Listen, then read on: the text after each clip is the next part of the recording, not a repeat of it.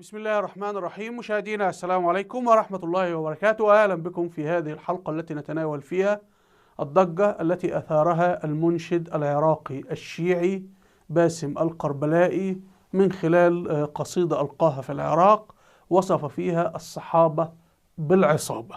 وباسم القربلائي بيلقي قصائده في عدة دول عربية مثل العراق، الكويت، قطر، البحرين، عمان، كما قال هو في حوار على قناته على اليوتيوب، وعنده على اليوتيوب 9 مليون مشترك، ويتنقل بطائرة خاصة بين الدول العربية.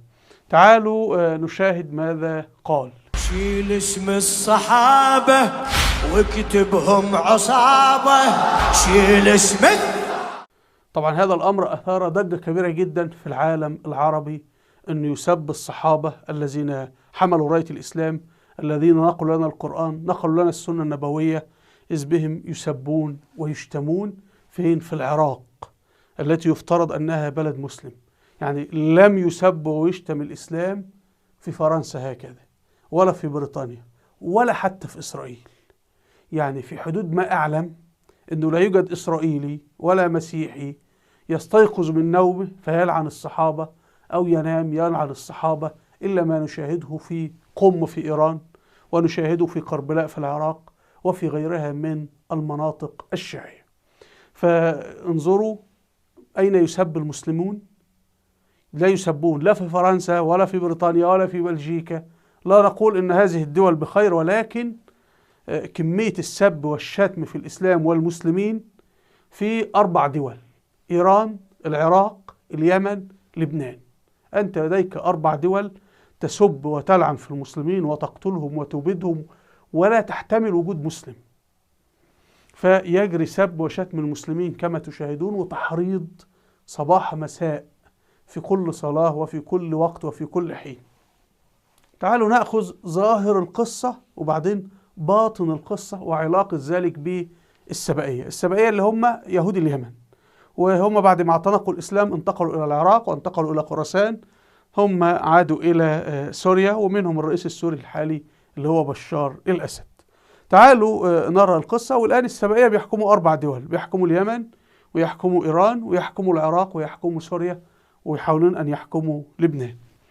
طيب هذا المنشد اسمه باسم القربلائي، عنده 9 مليون مشترك أو 10 مليون مشترك على قناته على اليوتيوب.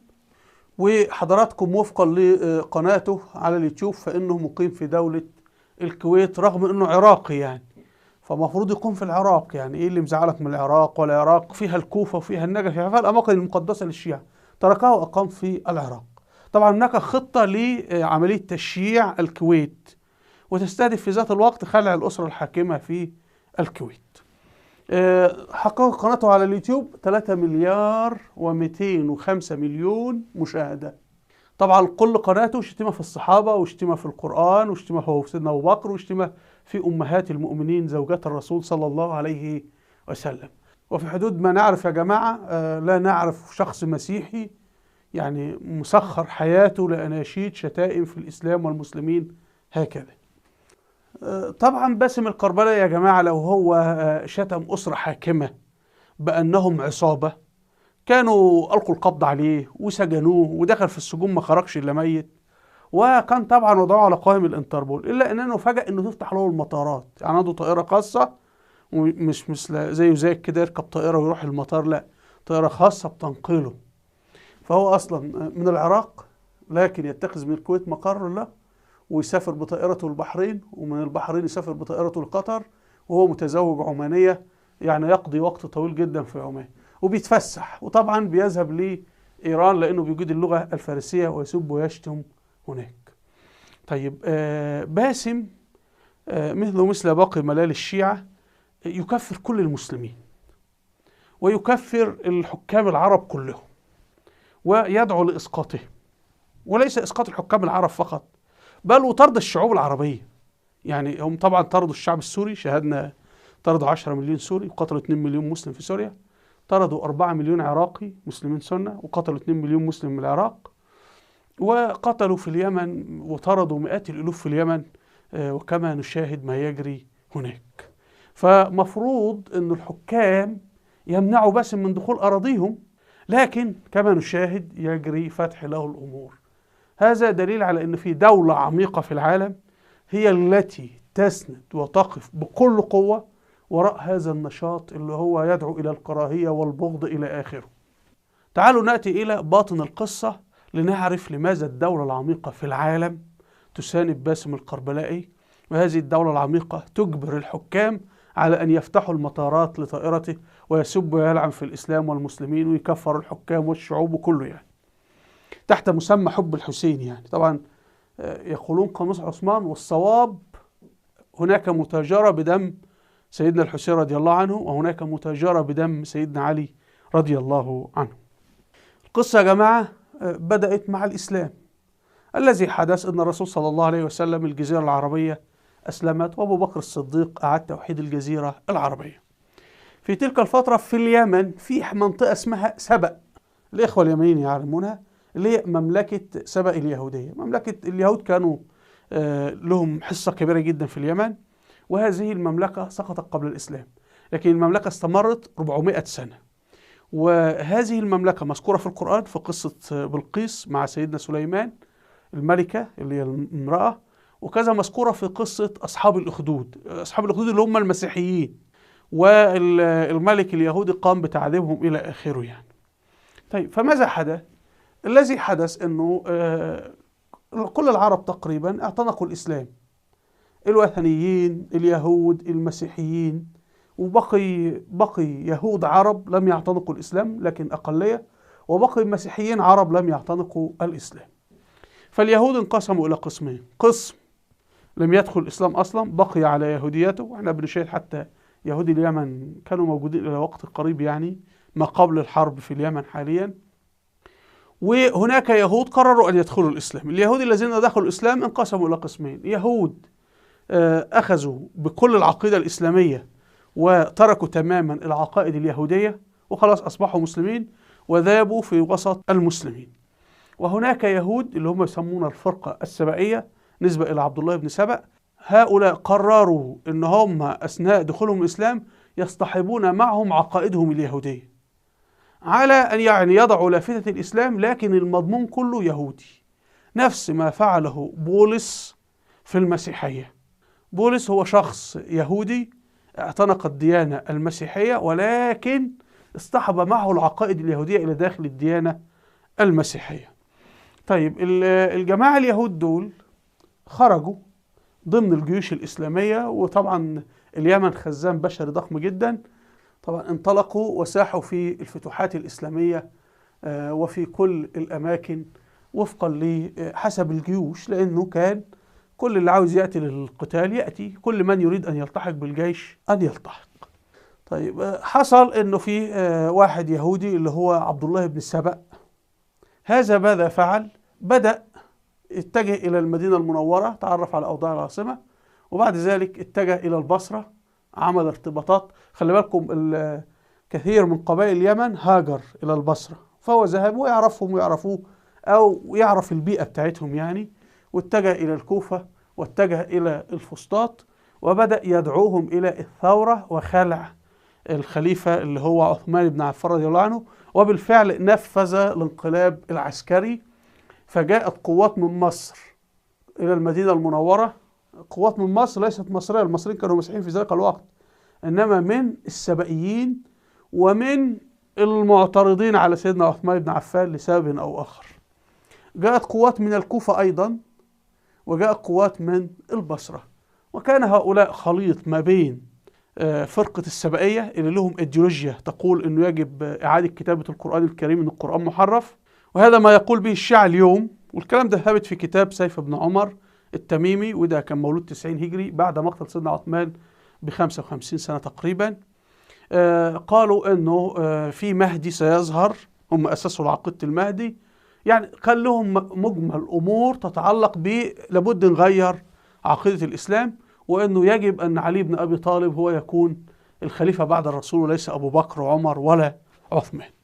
المهم هؤلاء جاءوا في المدينة المنورة وقاموا بقتل سيدنا عثمان بن عفان، وكان قائد الانقلاب اسمه الغافقي بن حرب، وطبعا هو وعبد الله بن سبأ كانوا جايين من مصر سوا مع بعض.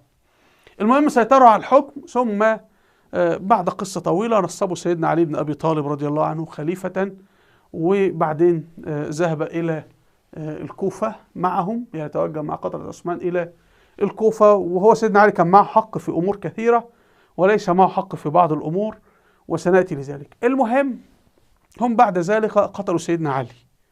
يعني عبد الرحمن بن ملجم اللي قتل سيدنا علي ده صديق عبد الله بن سبأ، خلي بالكم، من مصر. مش عاوز ادخل في التفاصيل، انا سأخصص حلقه ذلك، لكن مؤقتا اكتب على اليوتيوب صبر مشهور عبد الله بن سبأ، هتلاقي يعني شرحت جانب من القصه، وباذن الله ان شاء الله نستكملها في حلقات اخرى عن مقتل عثمان بن عفان. اكتب صبر مشهور مقتل عثمان بن عفان على اليوتيوب يعني. طيب الجماعه دول بداوا طلعوا في المدينه المنوره. طبعا اللي اعترض على هذا الوضع كثير من الصحابه، السيده عائشه اعترضت، طلحه بن عبيد الله اعترض، عبد الله بن الزبير اعترض، سعد بن ابي وقاص اعترض، ابو موسى الاشعري اعترض، عمرو بن العاص اعترض، معاويه بن ابي سفيان اعترض، سكان المدينه كلهم اعترضوا، رفضوا يطيعوا سيدنا علي تماما ورفضوا يخرجوا في جيشه. سكان مكه اعترضوا ورفضوا يخرجوا في جيش سيدنا علي. فسيدنا علي لما ذهب الى الكوفه بمرور الوقت اكتشف انه هؤلاء هم الذين يحكمون الدوله، ورفضوا تماما يجعلوه يحكم، وبعد ذلك قتلوه. طيب هنا هيتصدى مين؟ هيتصدى سيدنا معاويه بن ابي سفيان، هيتصدى لهذا الانقلاب، وفي النهايه خالص سيدنا معاويه هيستلم الحكم. سيدنا معاويه لما استلم الحكم كان على شروط انه يعفو عنهم، يعني خلاص ننسى اللي فات ونهتم بكيان الدوله.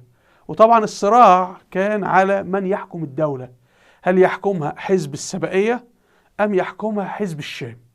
وطبعا المسلمين في تلك الفتره ايدوا حزب الشام، يعني المدينة أيدت، مكة أيدت، وسنأتي لذلك بالتفصيل.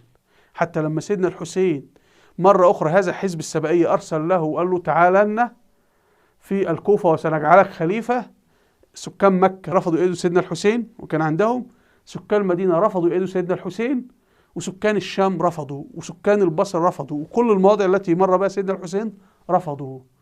ولما اقترب سيدنا الحسين من الكوفة فوجئ بحزب السبائية غدروا به، وحتى الشيعة يقولون نحن غدرنا به، يعني دي مسألة مسلمة بهم، يقولون نحن خنا الحسين.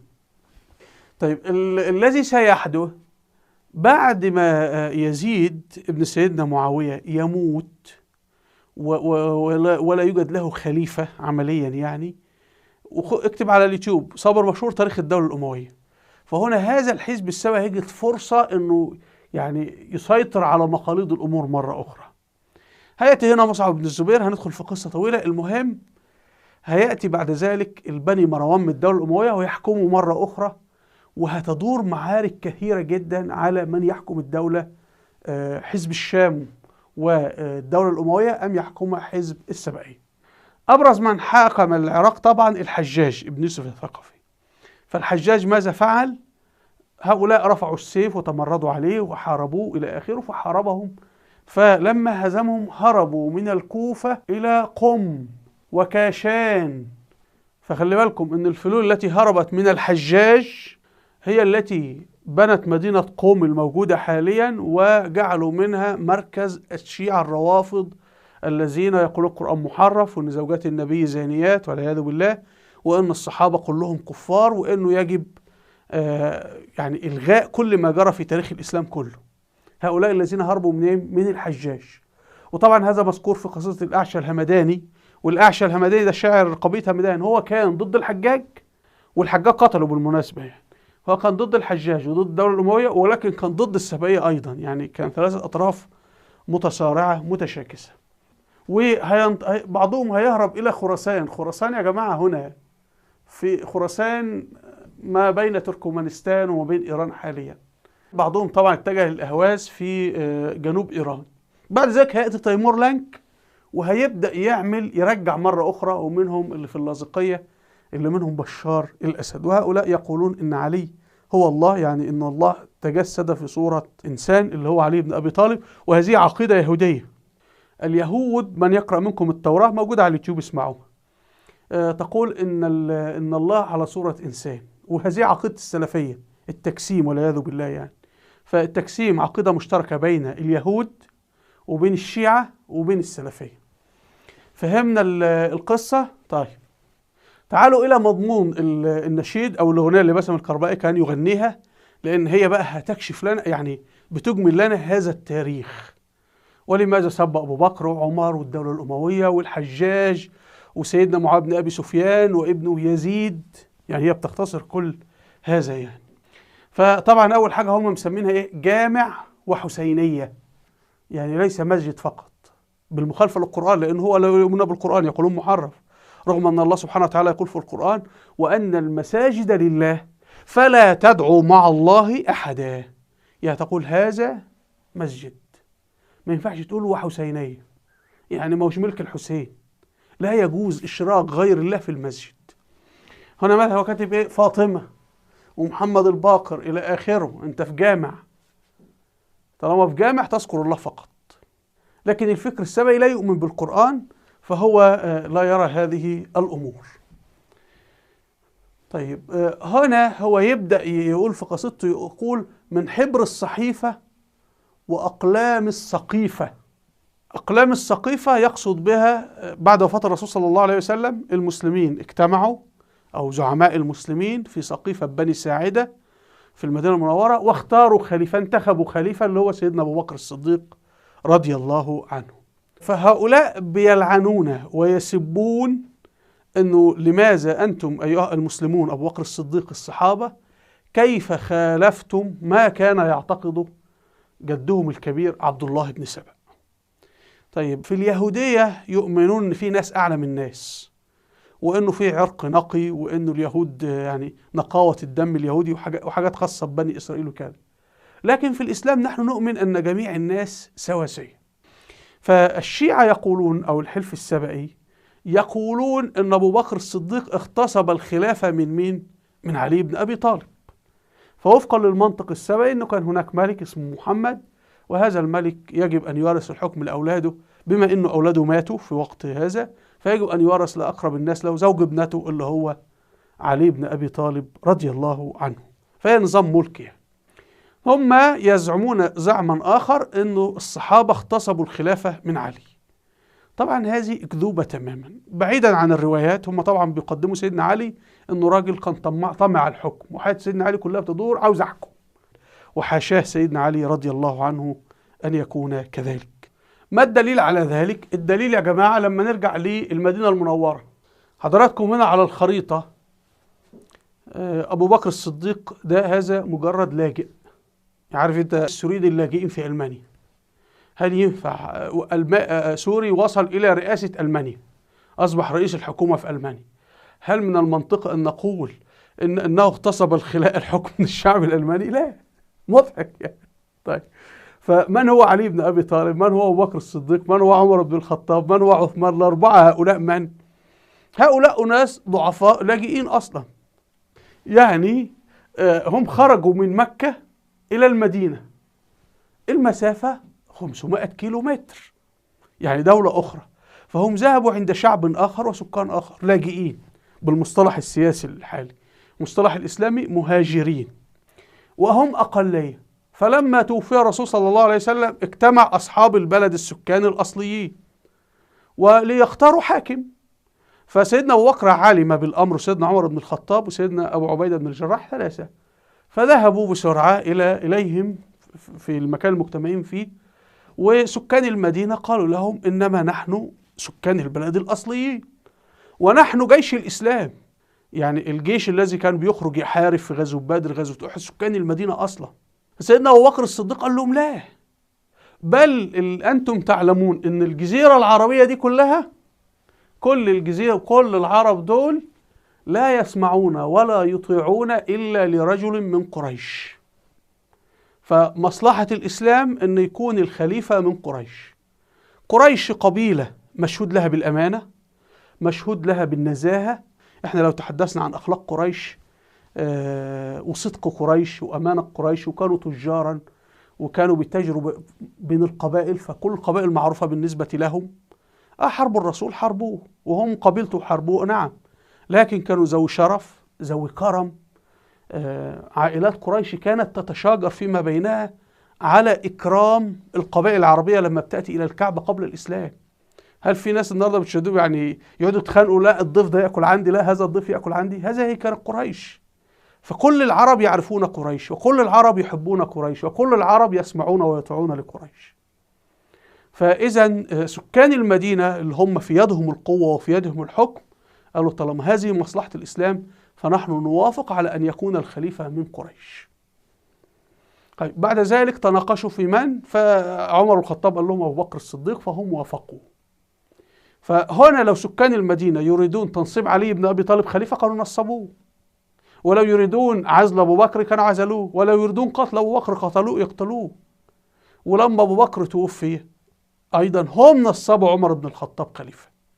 أبو بكر أوصى، لكن وصية أبو بكر لا قيمة لها لو سكان المدينة رفضوا أصلا، لأن هم الأغلبية وأصحاب القوة ومعهم السلاح وكل شيء. يروح هذا لو 5 منهم من سكان المدينة ذهبوا لأبو بكر لقتلوه، ولو ذهبوا لعمر بن الخطاب لقتلوه. فانظروا لعظمة الصحابة من الأنصار، إن هؤلاء الشيعة يزعمون اغتصبوا الخلافة من علي. يعني هو لماذا يغتصب الخلافة من علي ليعطيها أبو بكر؟ طب ما يعطيها لنفسه سكان المدينة. لكن هؤلاء الناس كان عندهم زهد، وكان عندهم أنهم في خدمة الإسلام، ضحوا بكل شيء من أجل الإسلام. وحتى في منصب الخلافة اللي هو فيه وجاه إلى كذا أسندوه لمن؟ لواحد غريب من بلد أخرى. ثم لما تنظروا في أمر أبو بكر الصديق، أبو بكر الصديق من أضعف بيت في قريش. أضعف يعني مش أقل الناس، لا، هو من عائلة صغيرة، عائلة تيم. من أكبر بيتين في قريش أو عائلتين؟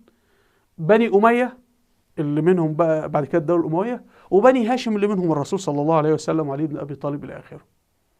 فمفروض لو قريش حتى يهمها مصلحتها هي كانوا يختاروا خليفة من بني أمية أو خليفة من بني هاشم. لكن جرى اختيار مين؟ أبو بكر، اللي هو من عائلة صغيرة جدا في قريش اللي هي بني تيم. طيب إيه موقف قريش يا جماعة في مكة؟ يعني قريش عرفوا بعد ذلك جاءوا الخبر أن أبو بكر اللي هو من أصغر عائلة أصبح الخليفة. كانوا يستطيعون أن يتمردوا، كانوا يستطيعون أن يعصوا إلى آخره، وكانت الدولة في حالة تفكك. لكن هنا سيدنا أبو سفيان رضي الله عنه، أبو سيدنا معاوية، وأبو سفيان ده شيخ بني أمية، هذه الأسرة العريقة الشريفة اللي الشيعة شوهوا سمعتها كثيرا. فإذا به يقول لسكان مكة اللي بعضهم بقى يقولوا طب يلا نرتد وكذا، فقال لهم لا تكونوا آخر من يعتنق الإسلام وأول من يخرج منه. وأمر سيدنا أبو سفيان بمكانته ووجاهته، وهو أصل رئيس مكة قبل ما الرسول يدخلها، أن الكل يسمع ويطيع لمن؟ لأبو بكر. كان أبو سفيان يقول أنا الأحق أصلا بهذا الأمر، وكانت قريش تسمع له بالمناسبة لأنه كانت قريش تحبه جدا. ولكن انظروا لزهد سيدنا أبو سفيان رضي الله عنه أبو سيدنا معاوية. فده يريك مدى التحضر. المسلمين أسسوا نظاما جمهوريا على أساس الكفاءة، وولي أبو بكر الصديق الخلافة على أساس الكفاءة وعلى أساس مصلحة المسلمين. وهكذا بعد ذلك عمر، وبعد ذلك عثمان بن عفان رضي الله عنه. طيب علي بن أبي طالب رضي الله عنه في ذلك الوقت شاب صغير عمره 33 سنة، فأبو بكر عمره 60 سنة. فيعني هيتجاوز، كيف يتجاوز أبو بكر وكيف يتجاوز عمر بن الخطاب؟ يعني أنت بتتكلم في ناس لما اعتنقت الإسلام كان عمرها 40 سنة. سيدنا علي كان طفل عمره 10 سنوات. يعني عندك واحد مسيحي، طفل مسيحي عنده 10 سنوات أسلم، وعندك راجل كبير مسيحي عنده 40 سنة وسيد في قومه ومعروف أسلم، وجاء تولي الحكم. طبيعي الراجل الكبير ولا يتولى يعني، والراجل الكبير ده ناس عباقرة يعني نحن بنتحدث عن ناس بنت إمبراطورية ضخمة استمرت من وقتهم إلى يومنا هذا. انظر العالم الإسلامي من أندونيسيا إلى السنغال. فتتكلم عن ناس عباقرة قادة انتصروا في كل الحروب والمعارك وسيروا دولة في وضع اقتصاد في حالة حرب.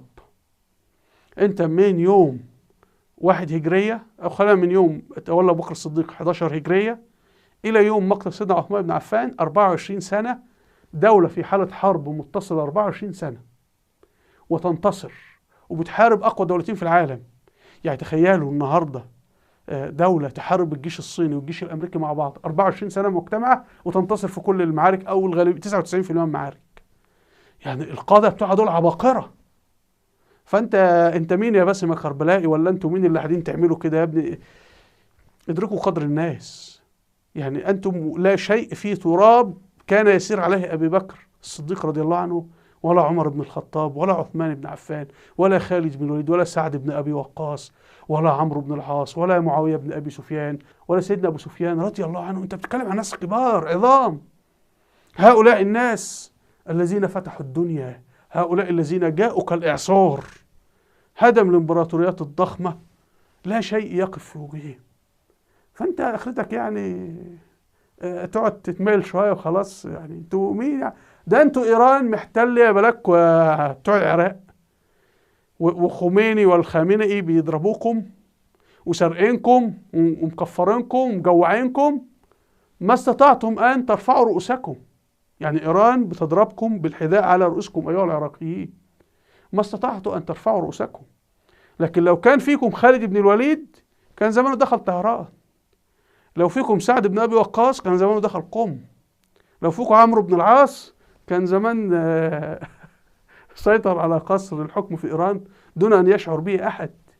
وقد فعلوا هذا. احنا ما بنتكلمش عن خيال، نتكلم عن ناس قادة مسلمين عظام صحابة فعلوا هذا. فهمنا القصة. بعد كده هيتكلم هو عن السيدة فاطمة. بعد ذلك يقول اقتلوا الزهراء وأعلنوها حرب. أيضا السبائيين كذبوا وقالوا، طبعا أنت لو لاحظت في الرواية السبائية الشيعية هتجد أنهم يقولون فاطمة ابنة الرسول قتلت، من قتلها عمر بن الخطاب، ذهب إليها، كانت رفضت بيع سيدنا أبو بكر، وكأن هي لو اعترضت كده خلاص المسلمين كلهم هيمشوا يعني.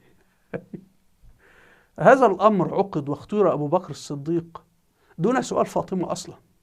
أنت بتتكلم على ناس كانوا قادة جيوش وقادة دول، وفاطمة دي كانت شابة صغيرة عمرها 25 سنة 26 سنة في بعض الروايات، وعندها طفلين، الحسن عمره 7 سنوات والحسين عمره طفل عنده 4 سنوات. وانت بتتكلم في امور دولة وامور قتال وحروب ردة وتسيير جيوش وحاجات كبيرة ضخمة قوي. فجاي تدخل البنت يعني بتزج باسم فتاة شابة صغيرة في السن ليس لها في هذه الامور العظام شيء، بتجرب اسمها. فيقولون عمر ان هي رفضت تبايع ابو بكر، وان هي كانت عاوزة تعمل انقلاب حكم. ما تعمل انقلاب وان هي وسيدنا علي كانوا بيعملوا انقلاب ازاي؟ اصلا سكان البلد هم سكان المدينه المنوره ومش عاوزين يا سيدي، هم مش عاوزين، لا سيدنا علي عاوز يبقى الخليفه ولا السيده فاطمه تريد اصلا هذا الكلام يعني. لكن انتم تكذبون عليهم، اكذبوا. نفترض ان هم كانوا عاوزين، كيف يستولون على الحكم اصلا؟ وقبيله قريش كلها موجوده في مكه، وقبيله قريش يا سيدي مبسوطه ابو بكر الصديق وتريد ابو بكر الصديق. فسكان مكه عاجبهم ابو بكر، وسكان المدينه عاجبهم ابو بكر. وهل أبو بكر رفع السيف وحارب أحد؟ لا. هل كان في حراسة على بيته؟ أبدا. فأبو بكر الصديق الراجل يعني بيذهب إلى المسجد كده بمفرده وبدون حرس حتى، وده مش صح يعني، مش بقول هذا صحيح. لكن المهم، فكان هناك رضا وانتخابات، مظهر متحضر. لكن هؤلاء يرون الأمور كلها يعني يسبون ويشتمون سيدنا علي والعياذ بالله إلى آخره. طيب فإذا بيقولوا بقى ان هم سيدنا عمر الخطاب ذهب وقتل فاطمه. طيب واين زوجها علي بن ابي طالب؟ لانه هذه الروايه الشيعيه السبائيه فيها اتهام لسيدنا علي حاشاه ان يكون ديوثا، راى زوجته تضرب وكانت حامل وماتت واجهدت وهو قاعد يتفرج، والعرب ما كان يقبل انه تسرق منه ناقه اصلا وهو كافر. فكيف سيدنا علي وهو الفارس الشجاع يقبل في هذا؟ انا بقول لهم للشيعة أنتم تتهمون سيدنا علي بالدياثة وحاشاه هذا، ونحن نرفض هذا نحن كمسلمين، لأن سيدنا علي مننا. أنتم أصلا لا تستطيعون أن تنسبوا نفسكم إلى ابن سبأ، فتتحاشون تقول نحن أتباع علي. أتباع علي يتهم أنه ديوث. هم أصلا الرسول أنجب 4 بنات، 3 منهن توفين في حياته، فمن قتلهن؟ ولا حاجة، كلهم ماتوا. هي الأمراض منتشرة في تلك الفترة.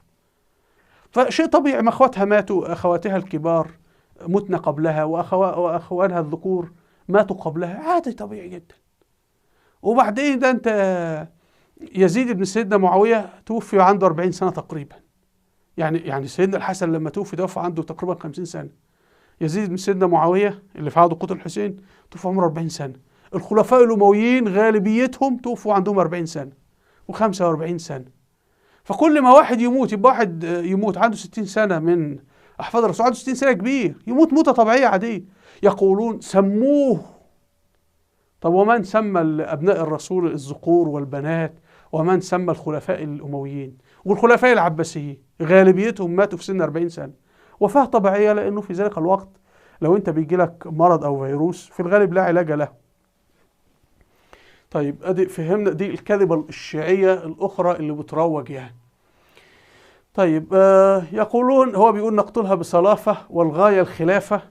وأصلا السيدة فاطمة رضي الله عنها سواء أيدة أبو بكر أو عرض أبو بكر فهي ما كان رأيها له وزن في سير الأحداث أصلا. فالأمر قرر واتخذ من قبل سكان المدينة، لأن هم أصحاب الحل والعقد، وهم الذين قالوا أبو بكر الخليفة. وصعد أبو بكر على المنبر في المسجد وبايعه الرجال. فخلاص ما حدش أصلا ذهب للسيدة فاطمة دي ولا ذهب لأي امرأة أخرى. يعني ولا أحد ذهب للسيدة عائشة زوجة الرسول ولا زوجات الرسول أصلا. يعني ما في أحد ذهب لهن وقال هل توافقون أن يكون أبو بكر خليفة ولا كذا؟ أبدا. أصحاب البلد سكان المدينة هل أبو بكر خليفة خلاص. رأي السيدة فاطمة رأي السيدة عائشة ده مسألة غير ذات أهمية في هذه الأمور، لأن دي أمور عسكرية وحربية وإدارية إلى آخره، مش هتخرج فيها النساء تحارب وتقاتل بالسيف يعني. لكن هم حولوا المسألة إلى أنه مكة المدينة المنورة كانت بتديرها مين؟ امرأة اللي هي فاطمة رضي الله عنها، وهي أصلا ما لهاش أي علاقة بالموضوع كله، لكن هكذا يقول هؤلاء ويزعمون يعني. طب أنا بقول لكم، أنا بقول لهم والله، بقول للشيعة في العراق ابحثوا عن أي حفيدة لسيدنا الحسين واجعلوها رئيسا للعراق. ابحثوا عن أي حفيدة لسيدنا الحسين واجعلوها رئيسا لوزراء العراق. ورونا يعني ايه إيران، اتفضلوا مش تقولوا فاطمة كانت هي تاخد القرار من يكون الخليفة ومن لا يكون. اعملوها في إيران ولا اعملوها في سوريا ولا اعملوها في الدول السبائية الأربعة التي تحكمونها الآن. طيب يقول ايه؟ شورى بالقتل وهجموا بالفعل. يعني هم عملوا شورى وانتخابات لكن بالقوة. طبعا الانتخابات في العالم كله هي كما جرت في اختيار سيدنا أبو بكر الصديق. انت في مصر كيف انتخب الرئيس مرسي؟ الإخوان اختاروا مرسي رحمه الله الرئيس مرسي. فهنا الحزب الحاكم أو العصبة اختارت الرئيس مرسي، وده اللي حصل، ان سكان المدينة اختاروا مين؟ او قادة المدينة المنورة اختاروا أبو بكر الصديق خليفة. الناس بتروح تبايعه اللي هو الانتخابات. هو الناس اختارت الرئيس الامريكي، الرئيس الامريكي مين اللي انتخبه في البداية؟ الحزب بتاعه، الحزب الديمقراطي او الحزب الجمهوري. الشعب بيروح يصوت بنعم، لكن هو الشعب يعرف بايدن ولا يعرف ترامب؟ احنا في مصر كنا نعرف مين الرئيس مرسي ولا نعرفه اصلا. انما الاخوان قالوا نرى هذا مناسبا لكم، اهلا وسهلا اتفضلوا. يعني انت بتنتخب وراء الاخوان، واللي في امريكا بينتخب وراء الحزب الديمقراطي. فلما عامة المسلمين بايعوا ابو بكر استنادا لايه؟ انه قادة المدينة المنورة قالوا هذا الذي نراه في مصلحة الدولة يصبح الرئيس. فاسلوب الانتخابات اسلوب اسلامي بالمناسبة. الديمقراطية حاجة تانية، الديمقراطية تعني الخمور، الشذوذ الى اخره، لكن الانتخابات هي نظام اسلامي 100%. طيب هم قتلوا مين؟ ابو بكر الصديق قتل من؟ ولا واحد على الاطلاق. ويقول لا قتلوا فاطمة. يقتلوا فاطمة ليه يا عم؟ يا فاطمة يعني كان سواء أيدت أو عارضت ما كانت تغير في الأمور شيء أصلا يعني. وبعدين يقولوا عن عظيمة انقتلت بلا أي اسم. طبعا ده رواية كلام كاذب كما شرحنا. وبعدين بيقول ألا تكسر حيدرة أو تكسر ضلع. طبعا حيدرة يقصدون به سيدنا علي بن أبي طالب. طيب هم الآن يقولون من ضمن الروايات الشيعية أن سيدنا علي عنده سيف ذي الفقار، وحتى في العراق جابوا مش عارف صخرة كده مقسومة 2 وقالوا دي سيدنا علي ضربها بسيفه فقسمها 2. طب ليه ما ضربش أبو بكر الصديق يا عم؟ وفقا للرواية بتاعتكم لماذا لم يضرب عمر بن الخطاب؟ يعني سيدنا علي وفقا للزعم الشيعي. طبعا سيدنا علي زايد في كل القصص دي رضي الله عنه يعني، ولا نزع على حكم ولا شيء من هذا القبيل يعني. طيب من سنة 11 الهجرة وبدء ولاية أبو بكر الصديق إلى مقتل عثمان بن عفان، سيدنا علي 24 سنة، أين كان سيفه وأين كانت ما كان يقدر بسيفه يكسرهم كلهم. طبعا لنا تخيل الكارثة أنه لو التاريخ صار كما كان يريده السبائيون أو الشيعة، وهو أن سيدنا علي أصبح الخليفة أو الملك بعد الرسول صلى الله عليه وسلم، فهذا كان معناه أن هذا ليس رسول، الرسول ليس رسول، بدليل أنه هو ده حاكم بيورث الحكم لأقاربه، فبيعمل أسرة مالكة، وبما أنه ليس له ولد فزوج بنته الذي تولى الحكم. وإحنا بنشاهد هذا جرى في تونس وفي غيرها من البلدان، أن الحاكم لا يكون له أولاد ذكور فيورث الحكم لزوج ابنته. فلو كان سيدنا علي هو الذي ولي الخلافة بعد الرسول صلى الله عليه وسلم لدمر الإسلام أصلا، وكان ذلك نفي عن نبوة الرسول صلى الله عليه وسلم. ولذلك الرسول لم يوصي لأحد بالخلافة من بعد، لا علي ولا أبو بكر ولا غيره، إنما كما قال الله سبحانه وتعالى في القرآن الكريم: وأمرهم شورى بينهم. فأمر حكم المسلمين هو شورى بين المسلمين. طيب نأتي أخيرا للحجاج ابن يوسف الثقفي رحمه الله، الأمير المظلوم. وهذا الرجل طبعا نحن بنقول لشعب العراق: أنتم الآن تفتقدون الحجاج، لو كان الحجاج يحكم العراق لكان العراق آمنا، ولا ما فعلت فيكم إيران كل هذه الأفاعيل. رحم الله الحجاج الذي دافع عن الإسلام ودافع عن المسلمين ودافع عن القرآن الكريم. ولا ينتقص من شأن الحجاج التلفيق والكذب عليه، ويكفي الحجاج فخرا وشرفا أنه حافظ على دولة الإسلام، ويكفي الحجاج فخرا وشرفا أنه فتح باكستان فأدخل الباكستانيين في الإسلام، وأنه فتح بلاد الأتراك فأدخل الأتراك الإسلام. رحم الله الحجاج الذي أهدانا العديد من الشعوب المسلمة التي رفعت راية الإسلام بعد ذلك وفتحت بلاد الدنيا. أرجو مشاهدينا أن تكون الصورة قد وضحت. وفي الختام هنا مسلسل الحجاج أرجو أن تسمعوه.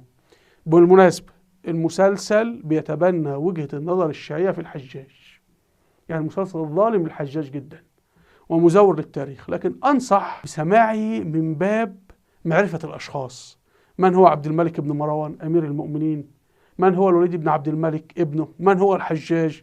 عبد الله بن الزبير. يعني المسلسل يساعدك في أنك تتمثل الشخصيات التاريخية. بعد ذلك لما تقرأ في الكتب والمصادر التاريخية الأصلية يكون المسألة أسهل إن احنا نستوعبها.